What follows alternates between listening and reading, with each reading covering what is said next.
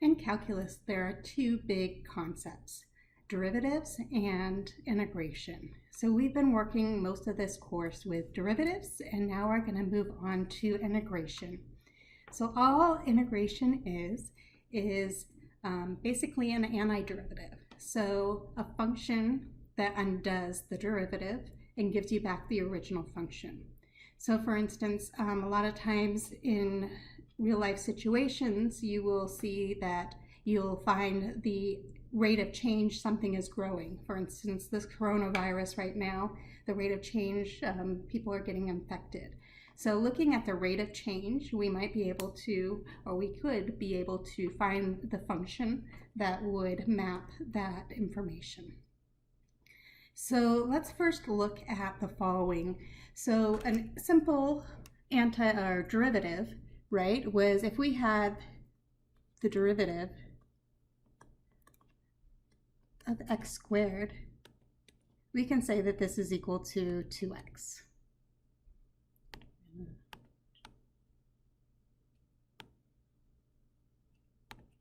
If we had the derivative, though, of x squared, let's say, plus 2, when we took the derivative, we would still get back 2x because the derivative of a constant is 0.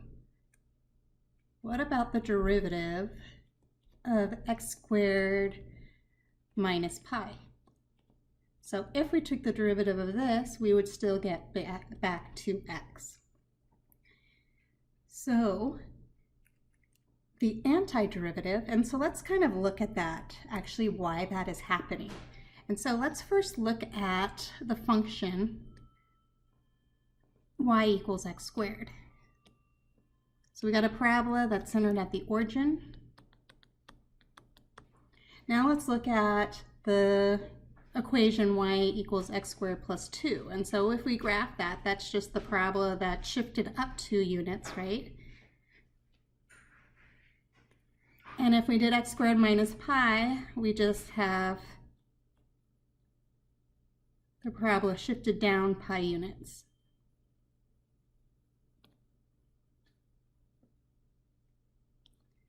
So let's choose some value x on our graph. And it doesn't matter where. So some value of x. If we looked at the slope of the tangent line at x here, notice that this is the same slope of the tangent line of x when we shifted it up 2 units and when we shifted it down pi units. And so adding a constant or subtracting a constant doesn't affect the slope of our tangent line.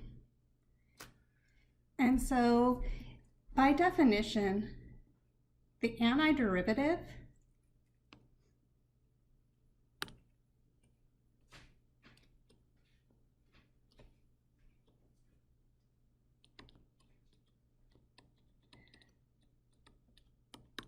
of 2x. So notation-wise, this is how we're going to write it.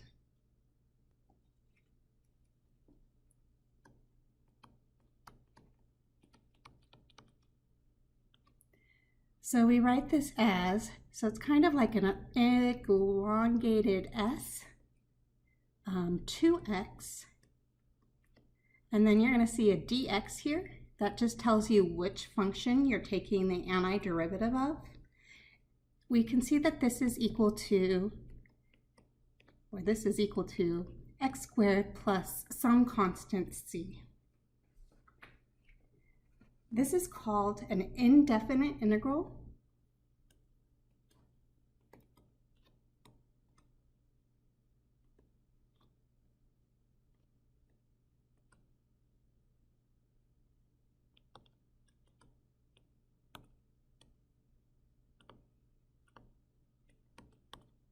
That elongated s is called the integral. The function that you're taking the antiderivative of, so in this case 2x, is called the integrand. And then what you're taking the antiderivative with respect to, so what variable would be, in this case, 2x. When we have indefinite integrals, we always need to put that plus c in there. Later on in the class, we're going to look at definite integrals where we have bounds and we would not have that plus c. If we're given some information about our function, then we are able to find that c value. And we'll look at some examples of that later. Okay, so by definition, so have it pulled up here. So given a function f of x, we say an antiderivative of f of x is any function, we denote this with a capital letter, f of x, such that if we took the derivative of capital F of x, we're going to get back our original function f of x. Okay, so if capital F of x is an antiderivative of f of x, then the most general antiderivative of f of x is called the indefinite integral, and it's denoted the following way. So to notate that we took the antiderivative, we do the capital F with a parentheses x. So just kind of like we notated how we were looking at a derivative, we put that dash there. That was one way to do it.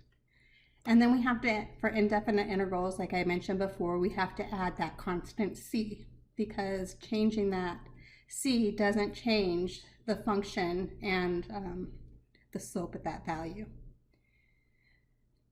So the rate of change is changing the same no matter what if we shift our graph up or down. In this definition, this s elongated is called the integral symbol, f of x is called the integrand, and x is called the integration variable, and we say c is called the constant of the integration.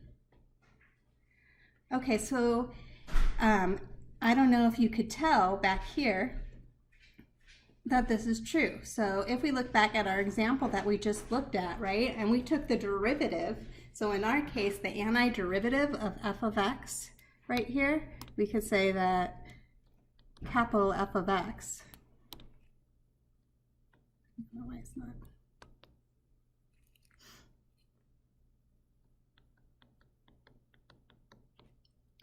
is equal to x squared plus c. Our original function, in this case, little f of x, by our definition, is f prime of x, the antiderivative, the derivative of the antiderivative. Let's show, does this equal to f of x? Okay, so if we took the derivative of x squared plus c, well, the derivative of x squared is just 2x, plus the derivative of c, which is 0, and this is equal to f of x, which is 2x. And so by definition, we can say that x squared plus c is the antiderivative or indefinite integral of 2x dx. So there is a way to figure this out. And so if you're taking the antiderivative of a function, a polynomial, then those are pretty easy, just like taking the derivative of a polynomial. And so remember when we were taking the derivative of a polynomial, we just brought our power down front and we subtracted 1 from the power. We have to undo that. And so let me add some space in here and let's look at another example before I actually give you that formula.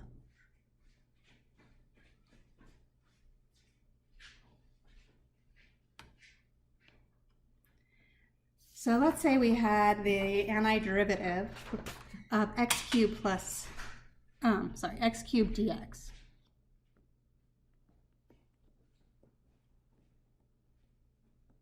Let's figure out what the antiderivative is. And we're trying to figure out what would have to undo when we take the derivative, undo it so we get back x cubed.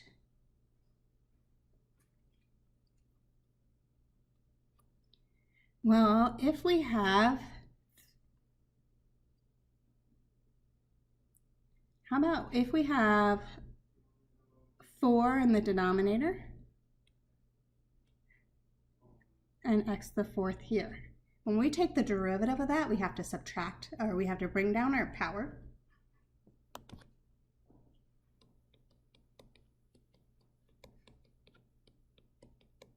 So bringing down our power is 4. We got x, subtract 1 from our power, which is now 3, all over our 4. So this is equal to x cubed. Our 4's cancel. And this is very common to forget that constant c for indefinite integrals, so don't forget that c. If we take a derivative of if we take a derivative of a constant, we get back 0.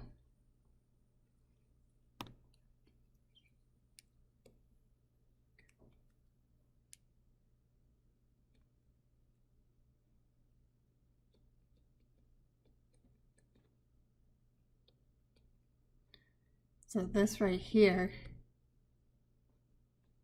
antiderivative, well, we just showed we have the antiderivative by taking the derivative of this function.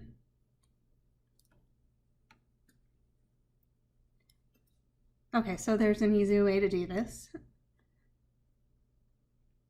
And when you're doing this, this is kind of just like the general power rule. So first, the integral we'll look at is the integral of the power of x. So if you have an integral of x raised to the n power and you're taking the antiderivative with respect to x, so dx, this is equal to, all you're doing is adding 1 to your exponent and dividing by your new exponent, and then adding that constant c. We have to put on a stipulation. The only time that this doesn't work is if your power is to the -1 power.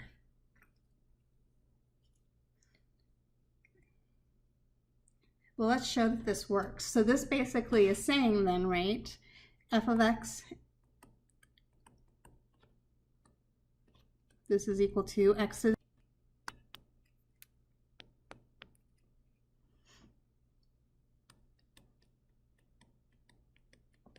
n plus c.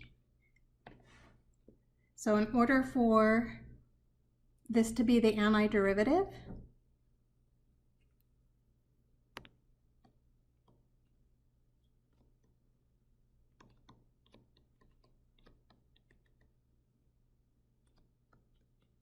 then we have to show that we get back our original function f of x, which case is x raised to the n power.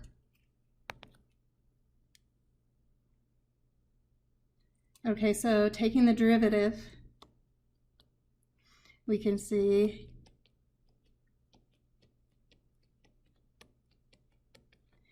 we're bringing down our power down front. So our power in this case, right, is n plus 1. And we're taking x to the n plus 1,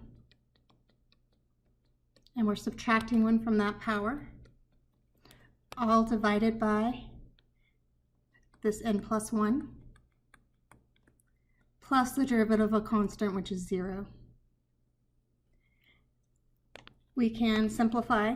Notice that we have that coefficient n plus 1 in front of our x, same thing that we have in our denominator. Subtract 1 from our exponent, so n plus 1 minus 1 just gives us n.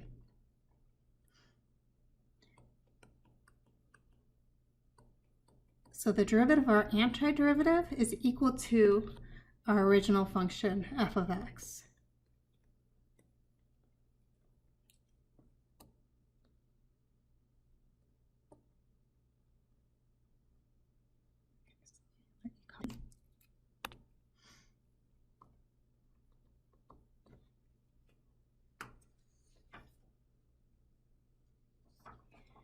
Okay, so let's look at why n cannot equal -1.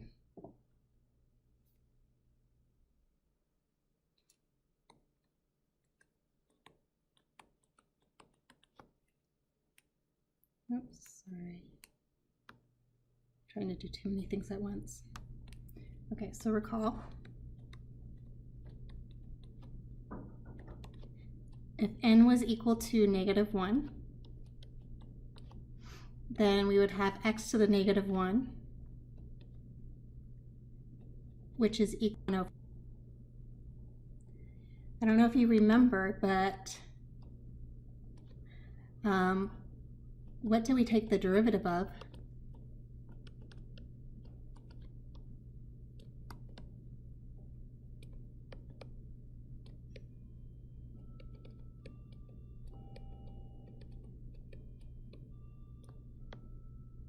And get back 1 over x.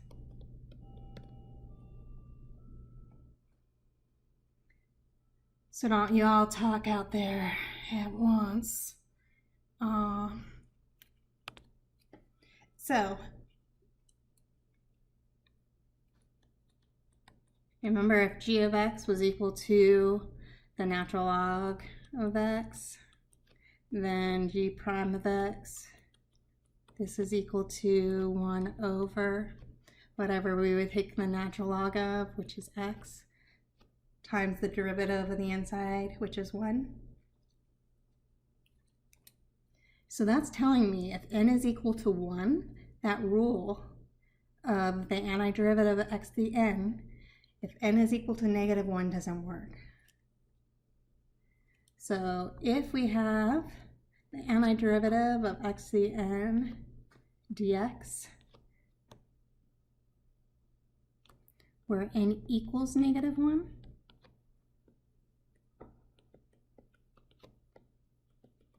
this is the same thing as the antiderivative of 1 over x dx, which is equal to the natural log of x, and then we need that plus c.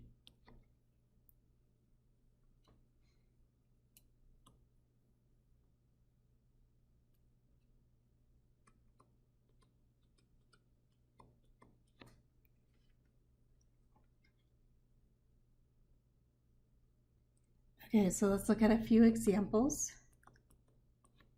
Actually, before we do that, I keep on wanting to give you examples, but I keep on seeing more rules I need to give you. So there are some rules of antiderivatives, just like there were rules of derivatives. So remember, if we had a sum of terms, we could break it down as the derivative of each term and sum it. So same sort of idea. If we're looking at an antiderivative of a sum of terms, we can break it down as the antiderivative of each term and summing those together. Okay.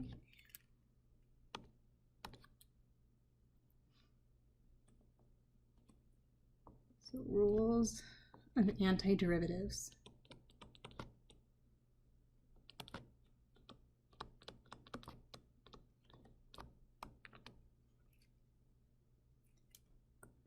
So basically, if we have the antiderivative, you should have parentheses around this whole thing of f of x, some function, plus or minus some function g of x. In your parentheses, you need that dx there. This is the same thing as looking at the antiderivative of the first piece, f of x dx, plus or minus, depending on what sign is there, the antiderivative integral of g of x dx. Remember when we had a constant and we were multiplying it by a function and we took the derivative, we could look at the constant times the derivative of that function. Same sort of idea with the antiderivative.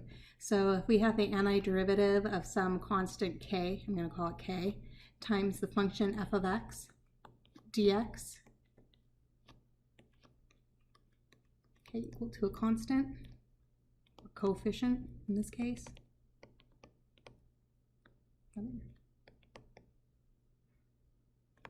Then when we take the antiderivative of this, this is equal to or this is the same thing as k times the antiderivative of f of x dx.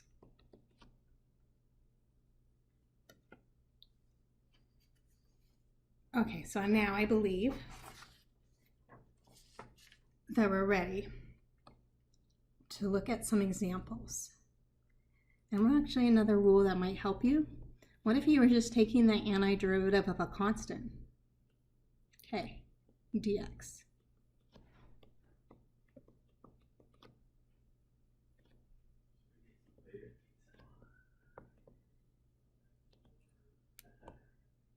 Constant. Okay, let me pause the video for a second and I'll be right back. Sorry about that.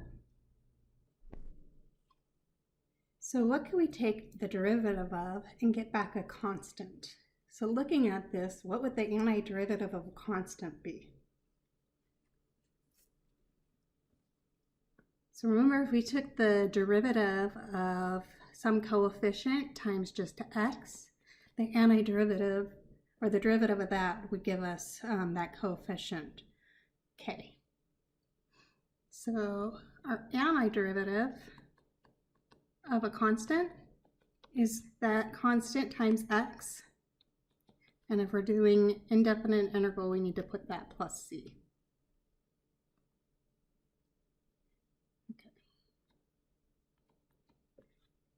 So now we have some of the tools that we can look at antiderivatives. So let's say you're looking at the antiderivative of 9x plus 2 dx. So I'm going to rewrite this using those rules of antiderivatives. I'm normally not going to do this though when I rewrite this. But notice this is a sum of terms, and so we can rewrite this as the antiderivative of 9x. This is still in terms of x that we're taking the antiderivative, so you have to put that dx. Plus the antiderivative of 2.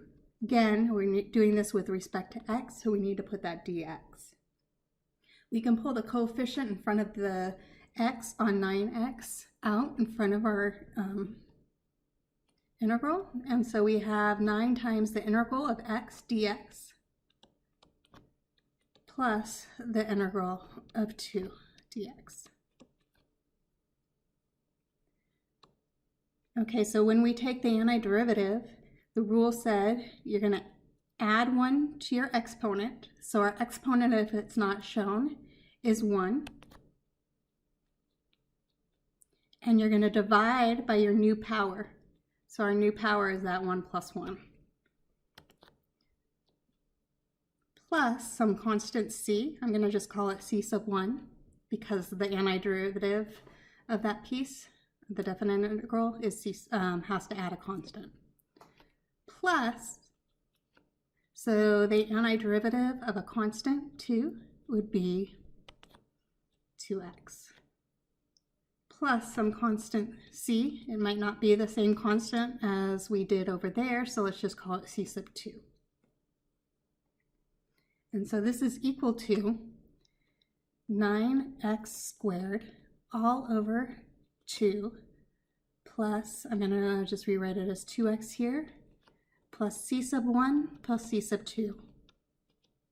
The thing is that when you're adding two constants together, what do you get back? You just get back another constant. So let's just call that normal c, or c without any subscript. So this is 9x squared over 2 plus 2x plus some constant c.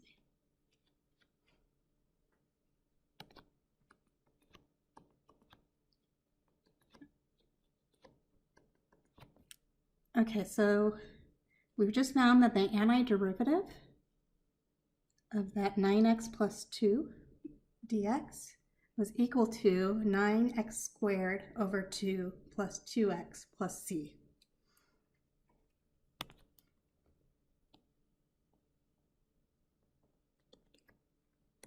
So we can always check this. We would show that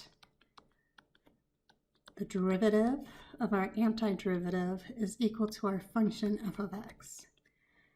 So if we look at the derivative d dx of 9 times x squared over 2 plus 2x plus c.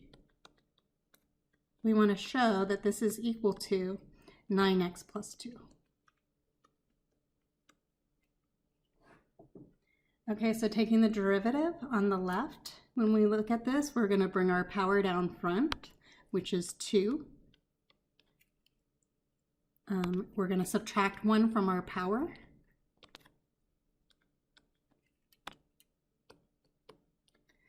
Plus the derivative of 2x, which is 2. Bringing our power down front is just 1. Subtracting 1 from 1 is 0. X to the 0 power is 1. Plus the derivative of our constant, which is 0.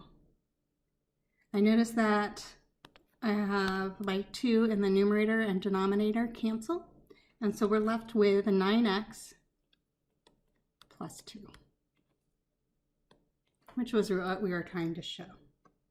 And so we found that we did find the antiderivative correctly. Okay, so sometimes you want to rewrite your integrand so that it is in a form that you can integrate with. So what if we had the integral of the square root, how about u du? So this is saying I'm taking the antiderivative with respect to u. So let's rewrite this. This is the same thing as the antiderivative of u raised to the 1/2 power du. So the rule of antiderivative says we're going to add 1 to our exponent. So u to the 1/2, we're going to add 1.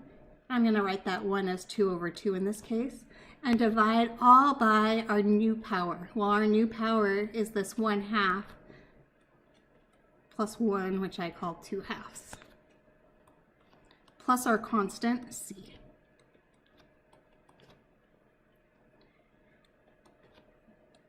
So this is u to the 1/2 plus 2/2 is 3/2, all over our new exponent of 3/2 plus c. So let's clean this up a little bit.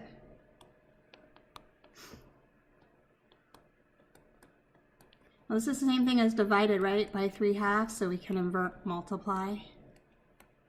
So we have u to the 3/2 times 2/3 plus c. Okay, so remember we can rewrite rational exponents as radicals, and so the number in our denominator is what root we're taking. So we're taking the square root of u cubed. We have this 2/3 here, so I could put the 2 in front of my radical, all over 3 plus c. I guess I could simplify that a little bit by pulling out. We could break down u cubed as u squared times u. So the square root of u squared is u, square root of u, all over 3 plus c.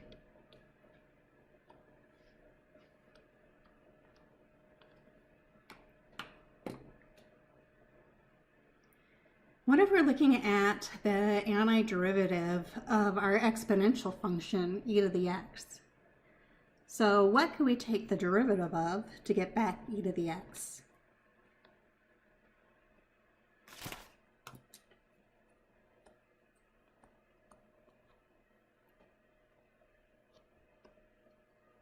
So if we have the antiderivative of e to the x dx, what can we take the derivative of to get back e to the x? Well, that was one of the easier cases, right? The derivative of e to the x is just itself e to the x. And then we have to do plus our constant c.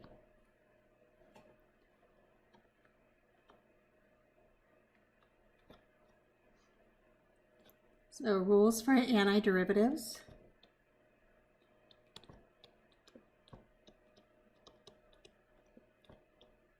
Of exponential functions.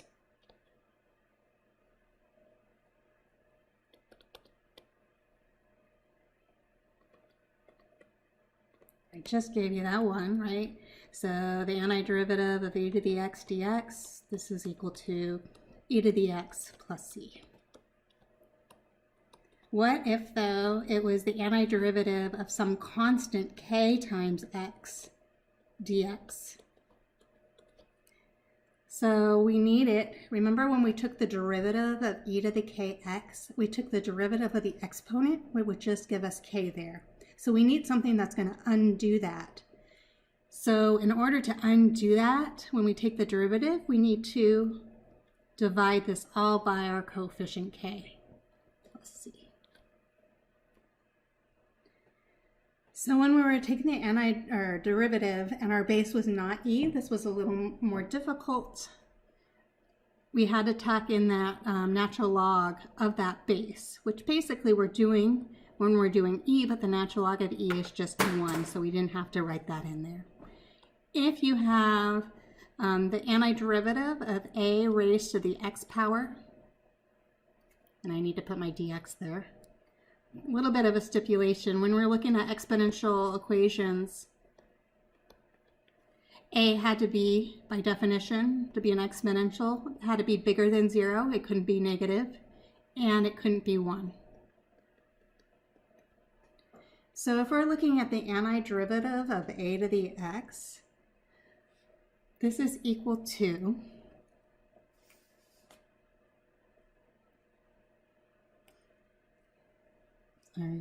a to the x, because remember you had itself, all over, you had to multiply by the natural log when you took the derivative of the base, so we have to divide by that so that it would cancel out. And then we need to do the plus c.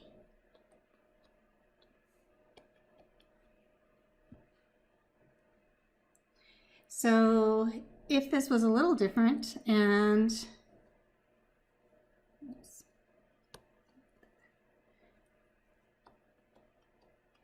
we had the antiderivative of a raised to some coefficient k times x dx. Again, we're going to have the same stipulation that a is greater than 0 and a is not 1. Then when we do this, we have a to the kx. So if we take the antiderivative of the exponential itself times its base, so you have to divide by that. And we also multiply by the derivative of the exponent, which in this case is k. And we need to add our c.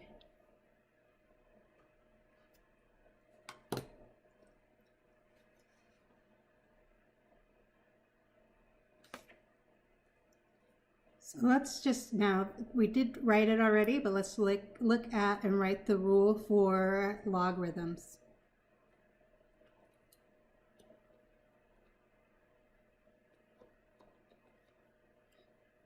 Actually, we do not know how to take the derivative of the natural log of x, but you just need to remember that the antiderivative of 1 over x dx is equal to the ln of x. Absolute value plus c. We'll look on later how to take the antiderivative of the natural log of x, but we're going to need a rule called substitution in order to do that.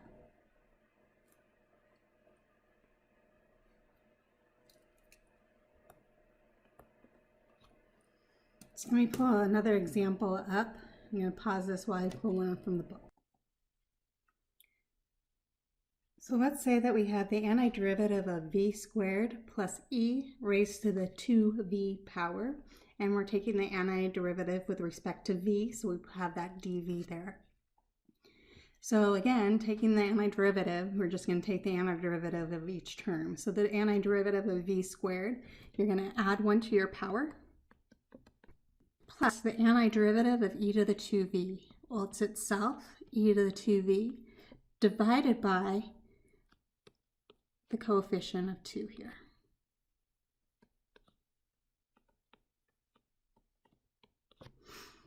And then we need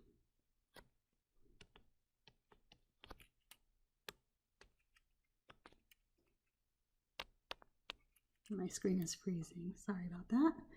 So this is equal to v cubed all over 3 plus e to the 2v all over 2 plus c.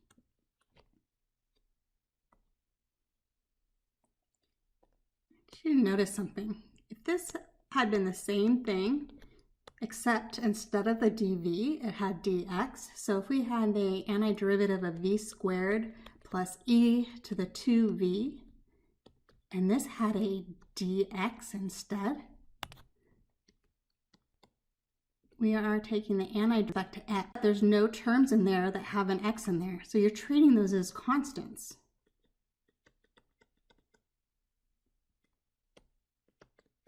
Those as constants,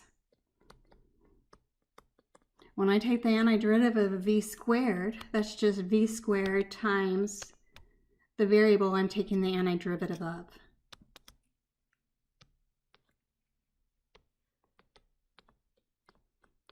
This x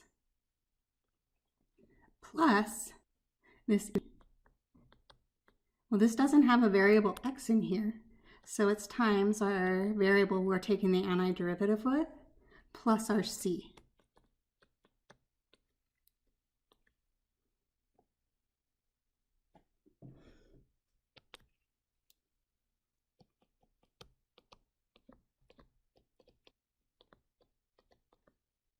And so we could show that if we looked at the derivative of that, the derivative of v squared x is just v squared, and the derivative of e2v times x, and with respect to x, is just e2v, and then the derivative of that constant c is just 0.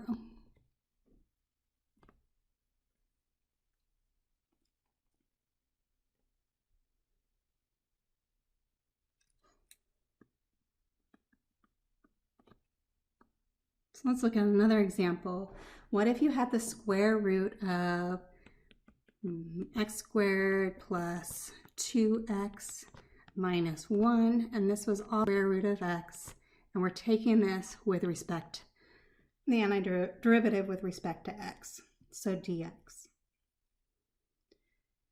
So just like with the derivative, we couldn't apply the we were looking at the derivative of a quotient that was not the derivative of the numerator over the derivative of the denominator. We had to apply the quotient rule. So same sort of idea here. We can't look at the integral or antiderivative of the numerator over the antiderivative of the denominator. And so sometimes we had to manipulate and write things differently so that we could solve. And so we're going to have to do the same thing here. So notice that we're dividing by one term. And so we could rewrite this. This is the same thing. And maybe let's rewrite that square root as a 1/2 power. So this is the same thing as x squared all divided by the square root of x, or x to the 1/2 power, plus the term 2x all divided by the square root of x. I'm just going to write it as x to the 1/2 power, minus 1 all over the square root of x, which is x. Around this whole thing a little bit and use rules of exponents, so we know if we're dividing same base, we subtract our exponent, and so that x squared over x to the 1/2, well, that's x to the 2nd power minus, and then we can bring that x to the 1/2 up into the numerator by rewriting it as a negative x.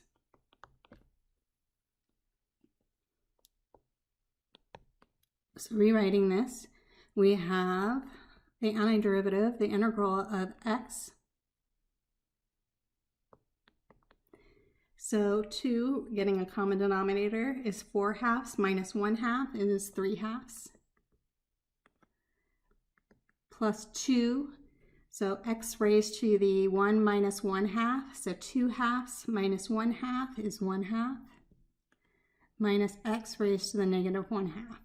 We use that general power rule, so when we take the antiderivative, we're going to add 1 to our exponent, divide by our new power.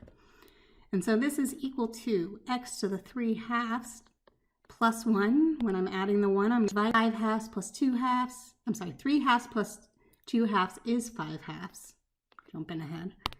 Plus, so adding 1 to our power of 1/2. So I'm going to write it as 2/2. Divided by our new power. So 1/2 plus 2/2, we're going to divide by 3/2. Move my screen over.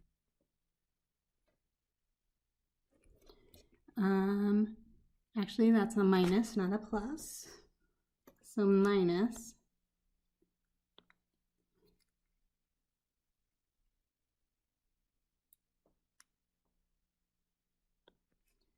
we're having technical difficulties here. There we go. So minus. So negative 1/2 plus 1.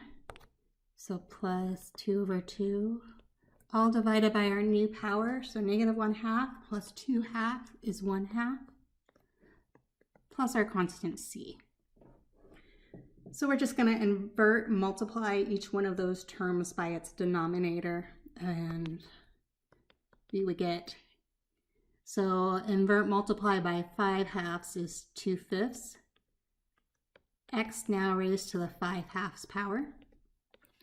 Plus, so if I invert multiply by 3/2, that would be 2/3. So 2/3 times 2, that gives me my 4/3 here. X to the 3/2 minus, so invert multiply by 1/2, we get 2, x to the 1/2 power c.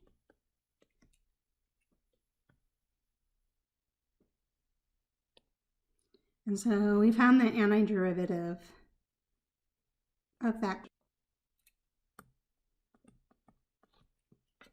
So I want to pull one out where we can figure out what that constant c is given information about our function f of x.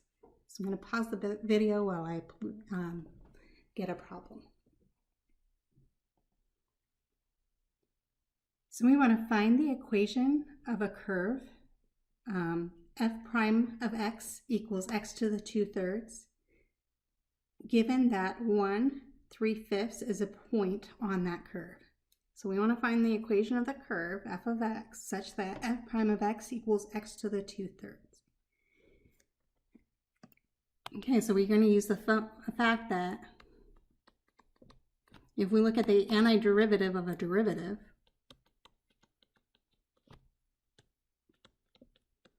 this is equal to our original function plus some constant c.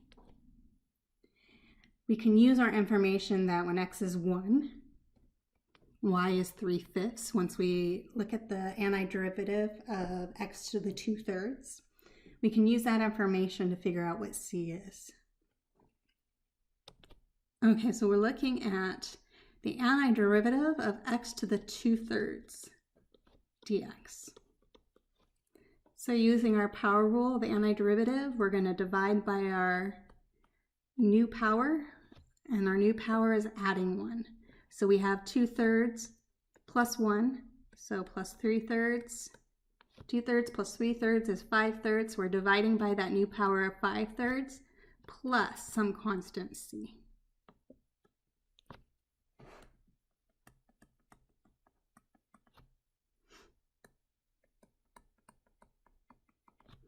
And so rewriting this, we get that f of x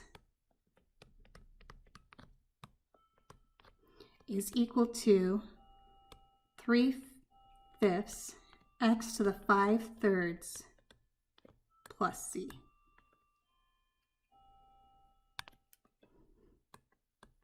So we're going to find c, knowing or given, what was our point? 1/3 is a point.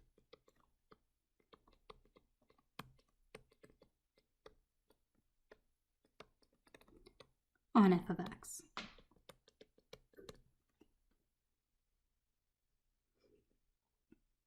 Okay, so again, what this is telling me is I know what my y value is. Y is 3/5, which is my f of x is another way to say y. This is equal to my 3/5 here times x. Well, x in my case is 1.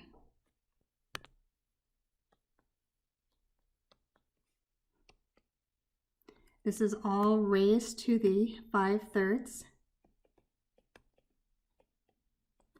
plus some constant c. So plugging in our x and our y value, now we just have an equation with c and we can solve for c. Well, 1 raised to any power is 1. And so I see that we have 3/5 is equal to 3/5 plus c. To get your constant by itself, c, we would subtract 3/5 on both sides and you get that c is equal to 0. And so since c is equal to 0 here, then our function f of x that would have that property where the derivative was x to the 2/3 and 1/3 was a point on the graph, then f of x is equal to 3/5 x raised to the 5/3 plus our constant 0.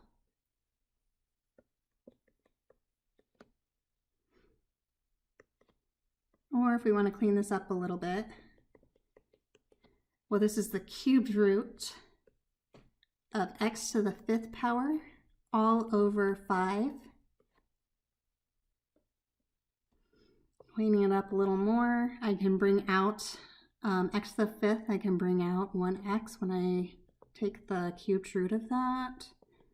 So I get x all times the cubed root. I would have 2 x's left underneath the radical all over 5.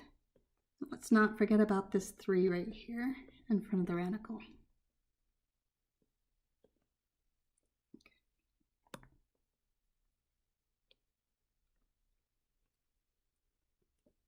Okay, so some of the problems that you'll be trying, you'll be given information that will ask, it will give you the derivative function, it will want you to find the original function, and it will give you enough information to figure out what that constant c has to be.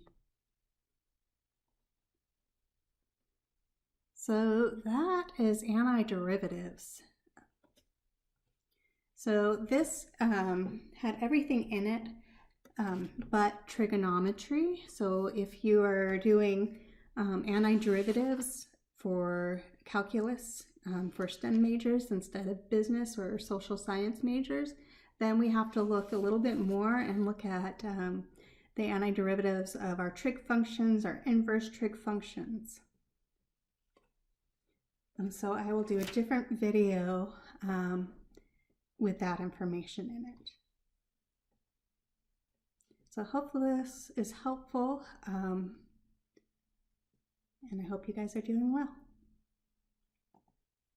See you in class next week.